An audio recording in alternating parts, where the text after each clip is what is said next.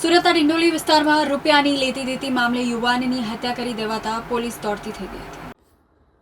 સુરતના ડિંડોલી વિસ્તારમાં રહેતા શુભમ વાઘ તેના મિત્ર સાથે અગાઉ કોન્ટ્રાક્ટ પર કામ કરતો હતો। જો કે થોડા સમય બાદ શુભમ કામ છોડી ગયો હતો, પરંતુ રૂપિયા બાકી હોય જેને લઈ મિત્ર સાથે શુભમની વારંવાર પૈસા માટે બોલાચાલી થતી હતી અને શુભમના ઘર પાસેથી જ તેનો મિત્ર જતો હોય, જેને જોઈ શુભમે પોતાના પૈસાની માંગણી કરતા તેઓ વચ્ચે ઝઘડો થયો હતો અને હાથાપાઈ સર્જાયા બાદ મિત્રએ શુભમને પગ અને હાથના ભાગે ચપ્પુ મારી દેતા તેને ગંભીર ઈજાઓ થતાં હોસ્પિટલે ખસેડાયો હતો, જ્યાં તબીબોએ તેને મૃત જાહેર કર્યો હતો। બનાવને લઈ પોલીસને જાણ થતાં જ પોલીસ ઘટના સ્થળે દોડી જઈ તપાસ હાથ ધરી હતી।